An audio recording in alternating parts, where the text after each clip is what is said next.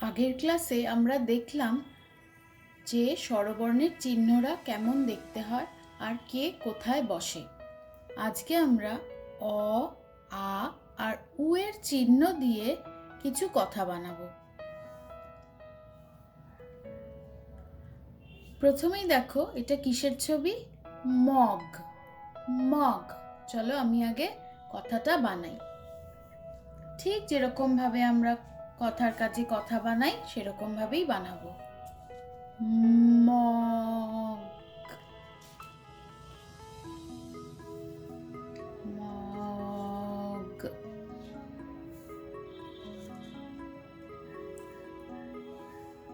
Mug. চিহ্নের কাজের নিয়ম অনুযায়ী ব্যঞ্জনবর্ণের পরে স্বরবর্ণ তুলে সেখানে তার চিহ্ন বসাতে হবে, কিন্তু আমাদের চিহ্নের চার্টে বলছে অ এর তো কোনো চিহ্ন হয় না।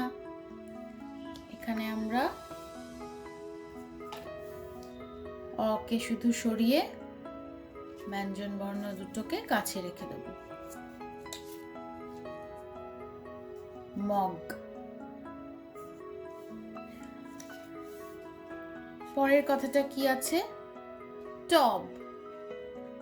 টব। টব। টব।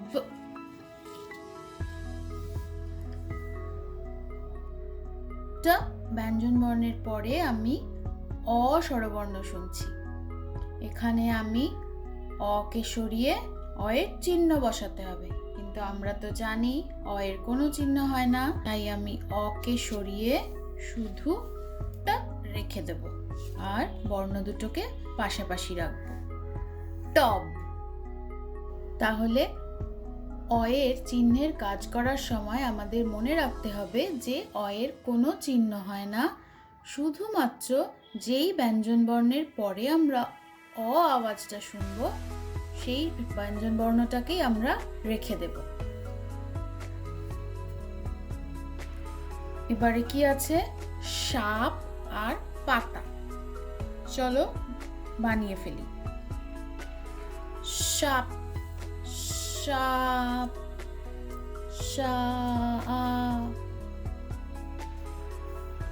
সাপ।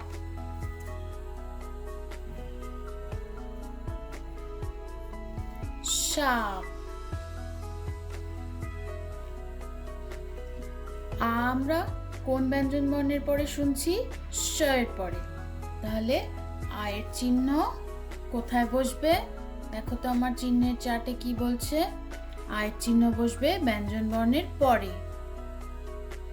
যেই ব্যঞ্জন বর্ণের পরে আমি আ শুনছি তারপরে, তার মানে স এর পরে আমার আয়ের চিহ্ন বসবে।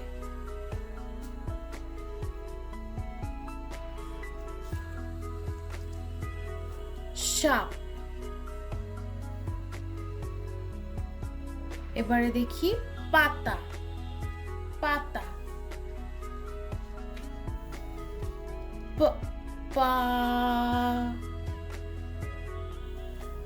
পাতা। তা। ত। আ। পাতা। এখানে দেখো দুটো স্বরবর্ণ আছে। প্রথম স্বরবর্ণটা আমরা কোন ব্যঞ্জন বর্ণের পরে শুনছি? প এর পরে। তাহলে এই আ কে আমরা সরিয়ে প এর পরে একটা আয়ের চিহ্ন বসাবো।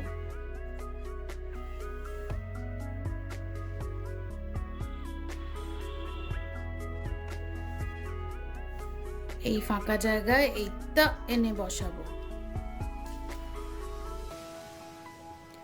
আবার এই তা গোলাপি আওয়াজ বা ব্যঞ্জন বর্ণের পরে আবার একটা স্বরবর্ণ শুনতে পাচ্ছি।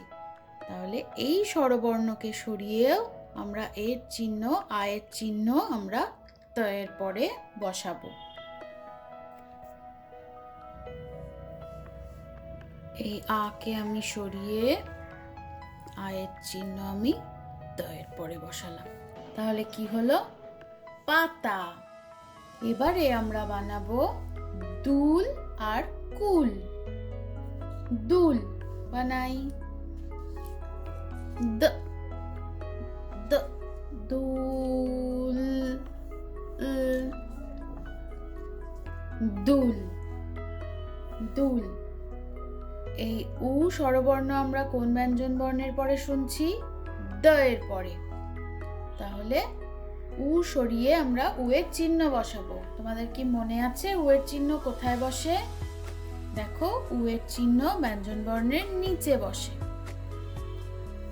মনে রাখবে, যেই ব্যঞ্জন বর্ণের পরে আমরা স্বরবর্ণ শুনি সেই ব্যঞ্জন বর্ণটার সঙ্গেই কিন্তু চিহ্ন বসে।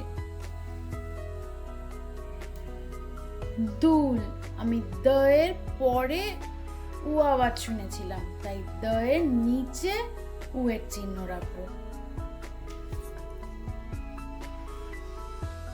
দুল। এবারে বানাবো কুল। কুল। ক উ ল কুল। উ আওয়াজটা আমি কোন ব্যঞ্জন বর্ণের পরে শুনছি? ক এর পরে। তাহলে আমি উ এর চিহ্ন কোথায় বসাবো? ক এর সাথে। ব্যঞ্জন বর্ণের কোথায় বসে উ এর চিহ্ন? নিচে। কুল। দেখো বন্ধুরা, আমরা বইতে যেরকম কথা বানানো দেখি, আমরা সেরকম কথা বানানো শিখলাম না? তাহলে তোমরা দেখলে যে কি করে চিহ্ন বসিয়ে কথার কাজ করতে হয়। খুব মন দিয়ে ভিডিওটা দেখো আর দেখে নিজেরা অল্প অল্প করে চিহ্নের কাজ করা শুরু করো বাড়িতে। কেমন? আজ এই অবধি থাক, পরে আবার আমরা একদিন এই কাজগুলো নিয়ে বসবো।